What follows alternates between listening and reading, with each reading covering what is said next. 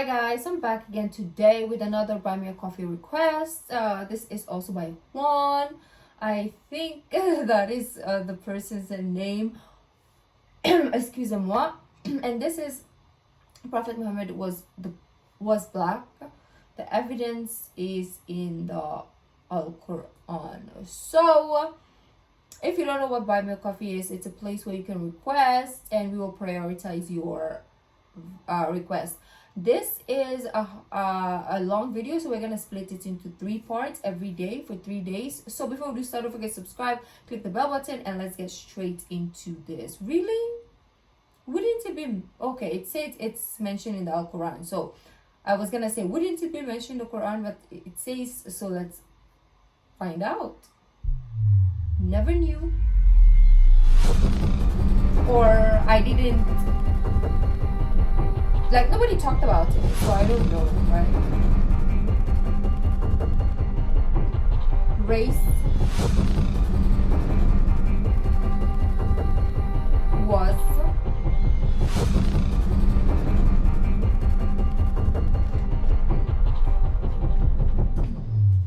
does make sense. Race was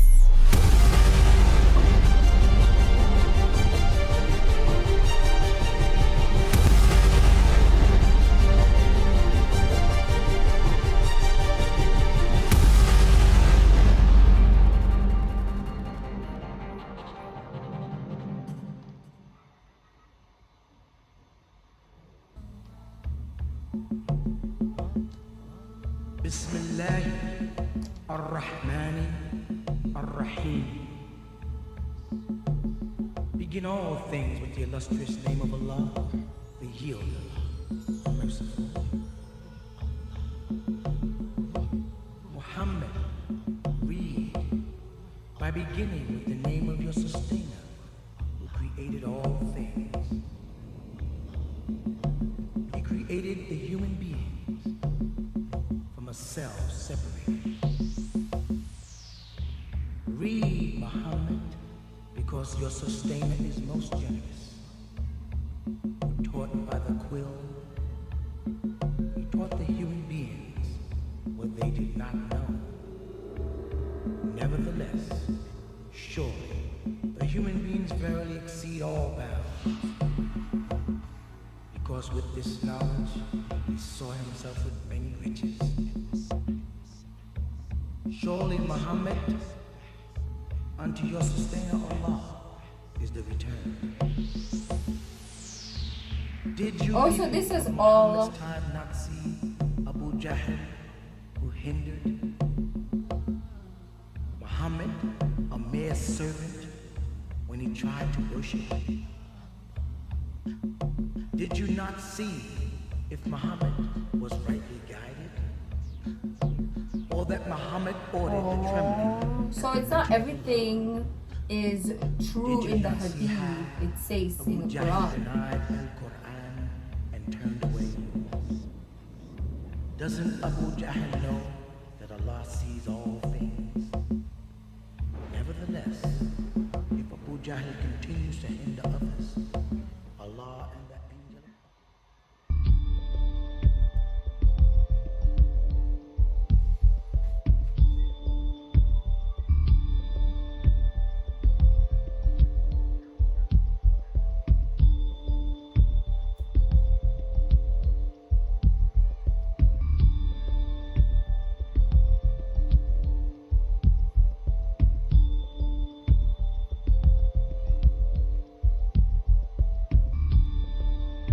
I like that this doesn't go fast, because some of these videos, okay, some of this type of videos, the texts go fast, so I can really read it. But this is so, it's like normal pace, so I can read it in time before it changes.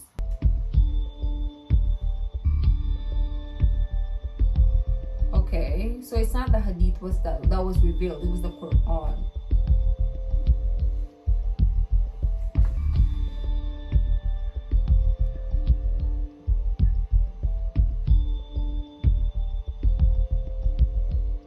Oh, really? Never heard this before. But you guys know, so let me know in the comments. what you Read the think. words of peace. Assalamu alaikum. Brother Sutek, Brother Sadnetta. Most importantly, my beloved brother, Dr. Ray Hagan.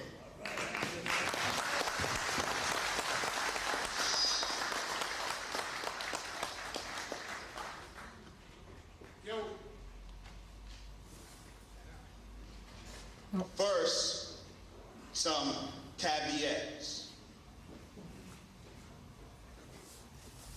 We are here to discuss history. I am a Muslim, but I am not here in New York to propagate Islam. I am not here to discuss theology. I am here as an historian to present history. Now, undoubtedly, some of the history I present will conflict with some folks' theology. My condolences. Though I do believe, ultimately, history and theology may be reconciled, I will make no attempt to do so tonight. I come strictly to talk history. For the Honorable Elijah Muhammad said wisely, of all of our studies, history is most attractive and best qualified to reward our research. If you came to see Dr. Wesley Muhammad and Dr. Ray Hagan engage gladiator style in personal beats disguised as intellectuality, you will be disappointed. I'll show you, Dr. Ray Hagan is my brother. I'll show you. I honor and respect his efforts to break the religious bonds that still bind us as a people to our slave master, Christian and Muslim slave master. I join you, Brother Ray, in fighting that fight. The question tonight is not, is Islam the true religion of African people? That's a theological question. The question tonight is Islam an African religion? Not the African religion, an African religion. Did Africans create Islam, or did non-African white folks create Islam? That is the question. And I affirm and I will demonstrate tonight that Islam is not a religion created by some white Arabs and imposed on African peoples as a tool of enslavement. Islam is a religion created historically. The historical, traditional, linguistic, archaeological evidence, inscriptional evidence all testifies to the fact that African peoples created Islam. Mamadou Tsinye, in golden age of the Moor, Africans in the birth and expansion of Islam. I want to know what is the question. Ironically, though the origins of is it for Islam bragging include rights the African to tradition know and the growth of if the it Islamic came empire from? brought forward by the genius and might of African Muslims. As the 20th century comes to a close, Islam is associated more with the Semitic white Arabs. How did this come about? Why do we assume today that Islam is a white Arab religion? Prophet Muhammad, peace be upon him, said, and I leave his statement. I feel like it's okay to like claim it if you want to. Like to send a message. Islam is a religion, We you can't just do worship history. and We were follow the unable to teachings. gauge And the history from the perspective of the should it matter? source For me, I don't. For me, If you my can't let me pause it. In my personal opinion, everybody has their own opinion and rights to their opinion. So do not come for me because I am saying something that it's not on the same perspective as you. But I feel like unless we get to the end and there is a point to why we need to know that it originally an African religion, or yeah, I think that's the right phrasing.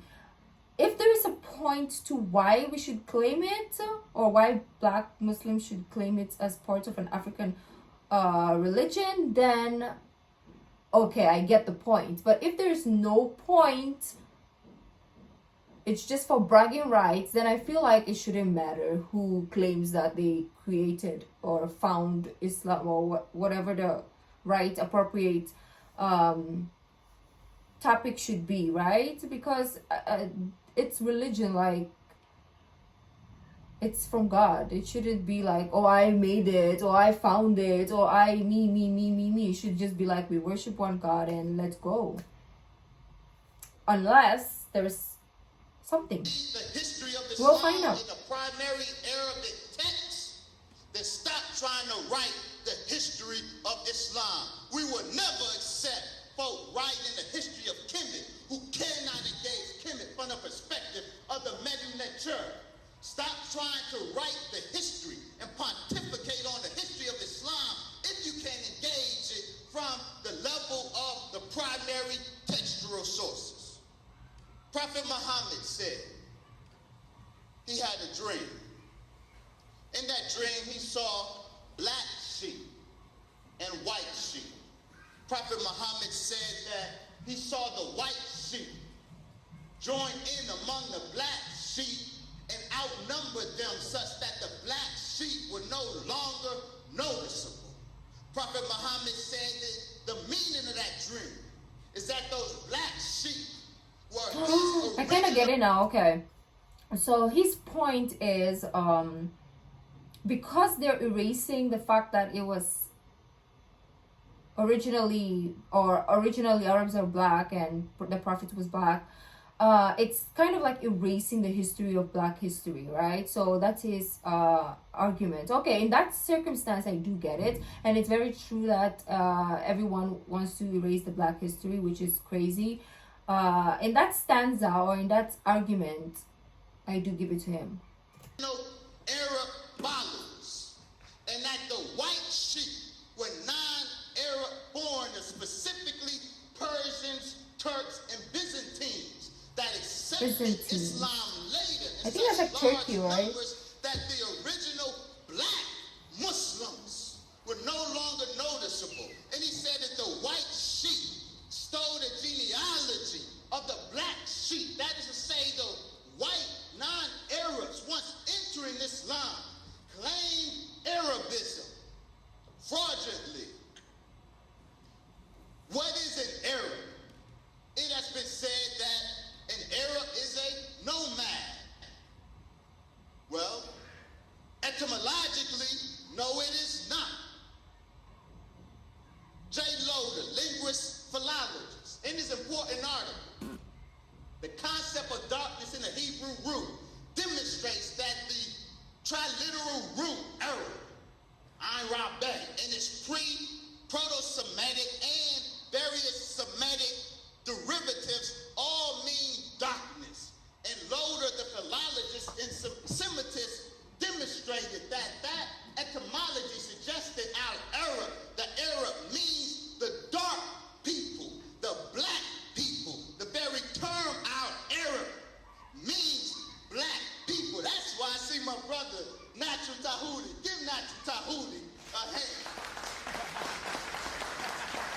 That's why I said white Arab is an oxymoron, because the very term Arab means dark or black. In the Arabic, classical Arabic tradition, the evidence is overwhelming. Al-Arab, Ibn Manzur in his Lisan al-Arab, the most important Arabic lexicon. If you want to know the meaning of an Arabic word or Islamic word, you have to first go to Ibn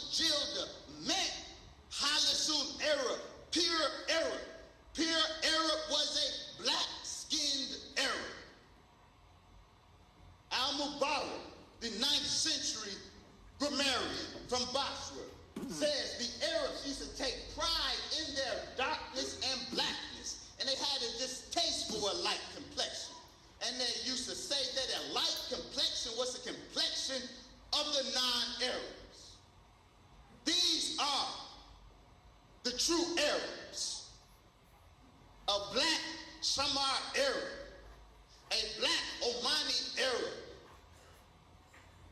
black Yemeni Arabs. And this is particularly important. This is an image, a painting done in the 19th century by a German traveler throughout North Arabia and Syria. 19th century. He painted pictures of the local peoples he found there. This is a Hawaza, a man from Banu Hawazi, a tribe from northern Arabia, particularly Medina, that one of its subsets is a very important tribe, Banu Hazraj. The Banu Hazraj was the tribe from which the Ansar primarily came. Now, all Muslims and students of Islamic history know that the two most important groups in that early drama, which was the evolution of Islam, was the Muhajirun, the immigrants to Medina, from Mecca to Medina, and the Ansar, the helpers, those in Medina that helped them. Those Ansar were the Banu Hazraj and Banu Al. This is what they look like. This is what the Quraysh look like. This is what the Muhajirun look like. This is what the Ansar look like. Who are these black Arabs? At-Tabari knows. The children of Shem, the Semites, settled in the center of the earth, which is between Sartidma and the sea, and between Yemen and Syria. Allah made the prophets from them, revealed the books to them, made them beautiful, gave them black complexion, and also gave them a black complexion with a light brownish undertone. The children of Ham settled toward the south. Allah gave them a black complexion and gave some of them a black complexion with a light brownish undertone. The children of Japheth settled in Safan towards the north. They had light skin and very fair skin. In other words, the Arabs are Semites. The black Arabs are black Semites. What do we know of the Semites? Georgia de Omar led philologist, Semitic philologist from the Department of Semitic Philology, University of Barcelona. In his important work, Questions of Semitic Linguistics. No, Proto-Semites, that group of folk, those original Semites from which derive all the derivative Semitic languages, cultures, and religions. The Proto-Semites form part of a mass of peoples who, moving out from the heart of Africa, spread north and reached the Mediterranean coast and beyond. The Semitic family was the spearhead of one of the expansive movements of peoples towards Asia from the heart of Africa. Those Semites are Africans. They originated in Central Africa, migrated north, crossed over into the Arabian Peninsula. They were black when they left Africa. They were black when they entered Arabia. They were black at the time of Prophet Muhammad. Now, so how did they turn white though? when they got to Arabia, as we call it, they did not leave Africa. They entered only another part of their African homeland. The Kingdom of Saudi Arabia says study published by Station International in 1982. Maps and geography books make Arabia a part of Asia. But plant and animal life clearly bear out the theory that it is really an extension of Africa.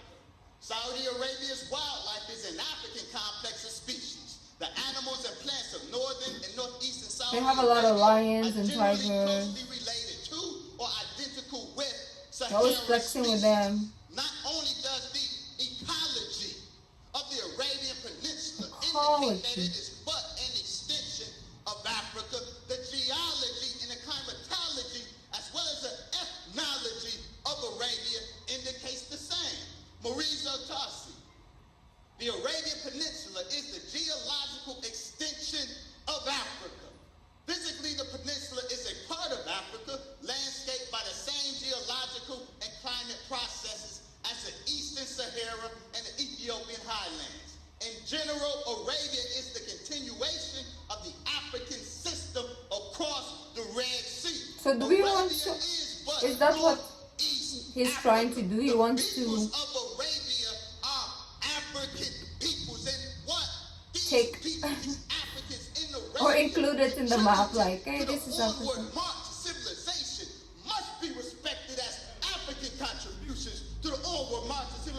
Okay, in that circumstance, I do like what he's talking about. Like, if they don't acknowledge it as a contribution to African people, then yeah, he's fighting for something. The scriptures and ethnogenesis of the original Afro-Arabian tribes. The inhabitants of the Arabian Peninsula, long after the time of Muhammad, shared the appearance of Ethiopians and other sub-Saharan Africans, as well as customs of present-day Africans stretching from the present country of Sudan to Somalia in the east, Mauritania, Mali, and Nigeria in the west. These are the facts of pre-Islamic and early Islamic Arabia. The blackness of Arabia didn't start with the coming of Muhammad. Arabia was black and the Arabs were black long afterwards, a point I will emphasize in a moment. These are the facts of pre-Islamic and early Islamic Arabia, which is why the Greeks and Romans considered Arabia an extension of Ethiopia, and for Syrians, much of Arabia part of the Sudan, long after the time of the Prophet Muhammad. Although Iranians had settled the Yemen or south of the peninsula in the centuries immediately preceding the Prophet Muhammad, the Turks, Circassians, mercenaries, concubines, and slaves from all parts of the world had come to settle the land of the true Arabs. Later in Islamic times, large numbers of indigenous peoples of African appearance still occupy the peninsula of Arabia, preserving the indigenous and original Afro-Arab cultures. That is an African cultural complex in Arabia, and it was that African cultural complex that gave birth to Islam. Where?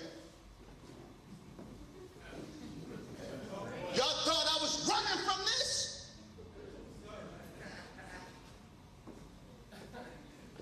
Prophet Muhammad. Was he black? Was he a white sheep?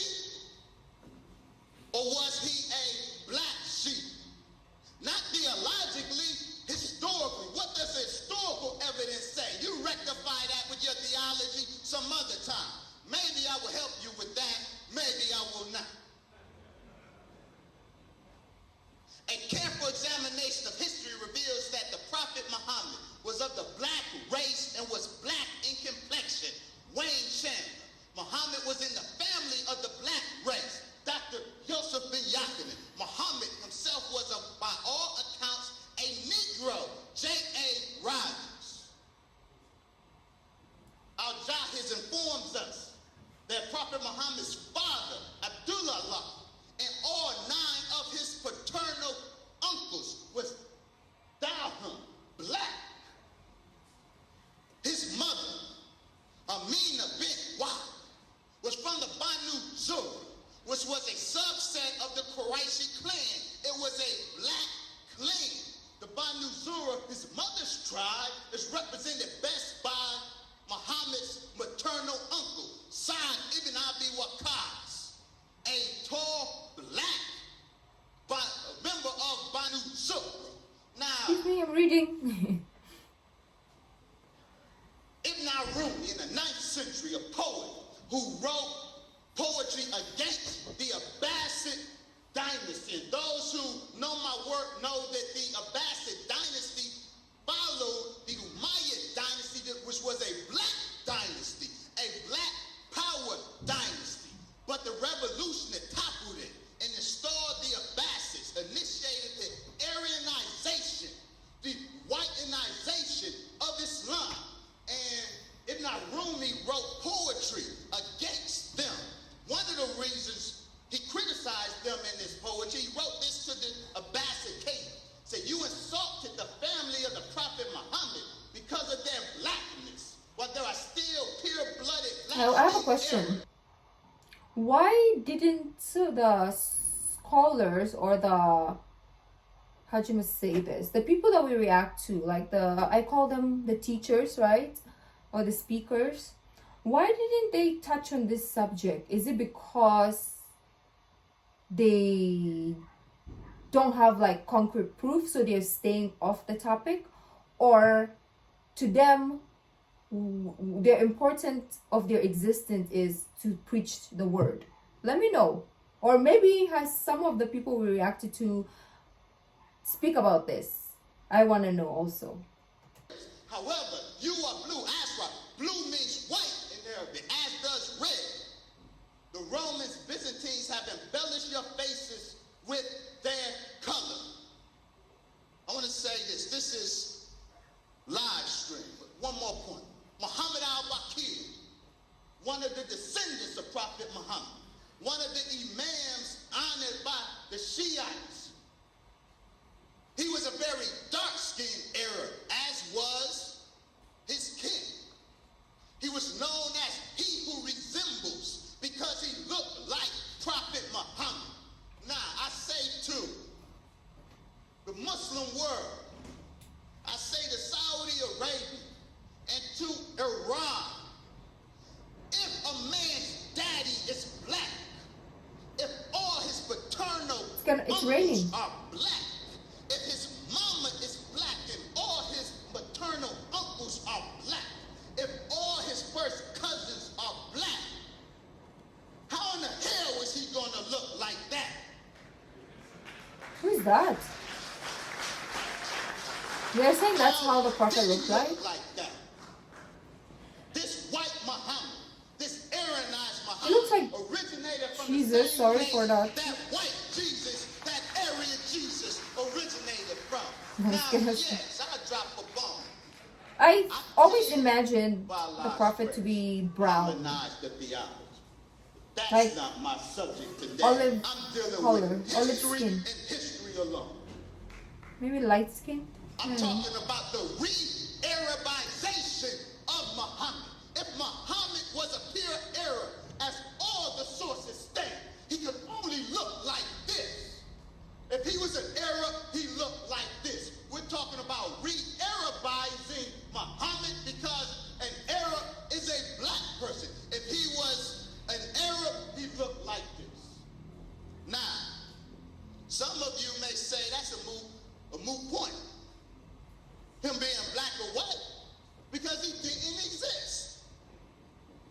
My brother, Walter Williams, in his book, Historical Origin of Islam, makes that argument. And I respect my brother, Walter Williams. But Walter Williams is, speaking as a historian, wrong. Brother Walter, in this book, relies on the suggestion by Patricia Crone from Princeton, the most staunch critic of the historicity of Islamic tradition. And she's a good scholar. She is right to be skeptical of the historicity of Islamic tradition.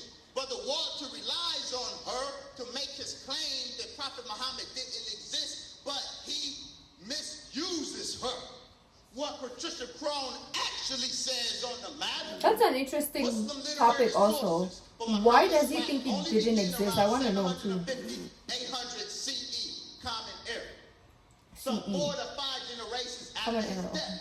And few Islamicists today take them to be straightforward historical accounts.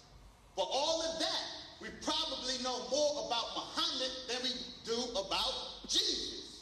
And we certainly have the potential to know a great deal more.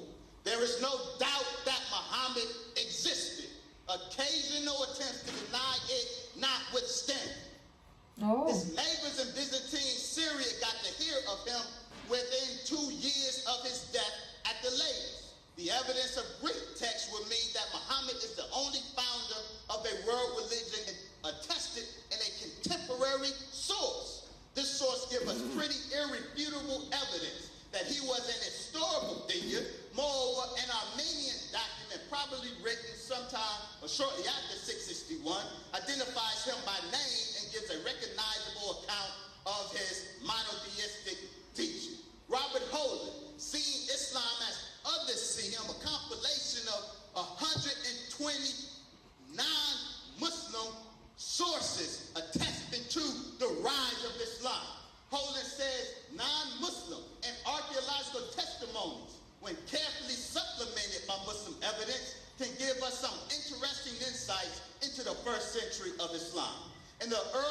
640s, the historical record alerts us to a new phenomenon disrupting the familiar course of the late antique world.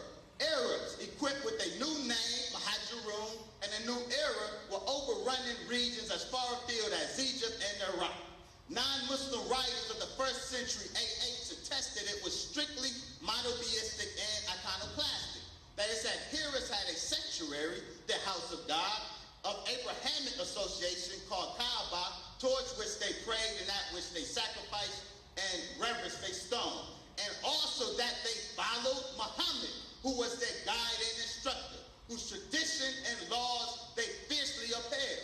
This is also confirmed by archaeology for the period beginning 691, when inscriptions proclaiming allegiance to Muhammad and his religion are found in abundance on buildings, milestones, rocks, coins, papyri, textiles, and so on.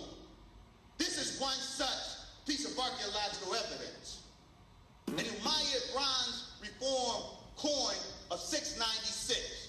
And here you clearly have Muhammad Rasulullah. Muhammad is the messenger of God. This is archaeological evidence amidst a tremendous amount of archaeological, historical, inscriptional evidence of the historical reality of Muhammad. Yes, the orthodox biography of Muhammad that the Muslim world presents is embellished, is full of fictions, but that does not mean that the historical figure himself did not exist. He did. Now, I understand Paul's description of the Abrahamic story as allegory. Whatever that means, it has no bearing on the question of the historicity of Prophet Muhammad. Whether Abraham himself ever existed or not is irrelevant here.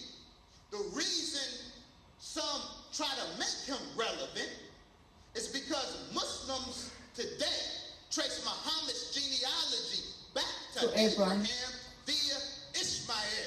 And so, of course, because Abraham is the father of all. Ishmael didn't exist, thus Muhammad didn't exist. No, that genealogy tracing Muhammad back to Abraham through Ishmael is a later Muslim fabrication trying to make biblical genealogy fit Arabian genealogy. We can discard with that henceforth. It has no bearing on the historicity of Prophet Muhammad. All of the empirical evidence confirms Muhammad is a real man. In a history sense, he was a real black African man. An Arab descended from those original Africans. I wouldn't know because I don't know. How do you say this? I was gonna say, how about the Bible, the Quran, let's just say, because that's Islam, the story of Abraham, right? Because we have a story of Abraham in the Quran. So, if it doesn't exist, let's say if he didn't exist, so the Quran is lying, or in this argument, is it not valid? Or it's valid, but maybe Abraham was back. Okay, let me know. This is a very tricky situation, obviously. When we go to history and the combination of religion, it's a very, very tricky situation, right? So nobody will find the answer. Or maybe somebody did, I don't know. If only we can source their where they were buried, probably we'll have an answer, because the technology nowadays can give us a little bit of information, the genes of a person, right? I think even if it's just bones left, we can still kind of like know the race of a person. They have studies about that, so if only. I don't know if it's allowed even in Islam for that. But anyways, let me know. This is a very interesting topic. There are so many sides to the story.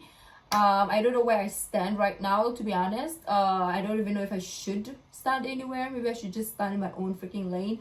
But we're gonna continue this again. This is 30 minutes already, so we're gonna continue tomorrow, and tomorrow's Friday, and then Saturday. No, for you it's gonna be Friday, so it's gonna be Friday, Saturday, and Sunday. So let me know what you guys thought. Let me know your take on this, okay? Everybody has your own point of view, so do not argue in the comments, and do not come for me as well, because we all have our own perspectives in life. If you like this video, don't forget to give this video a thumbs up, subscribe, and I'll see you in the next video. Bye.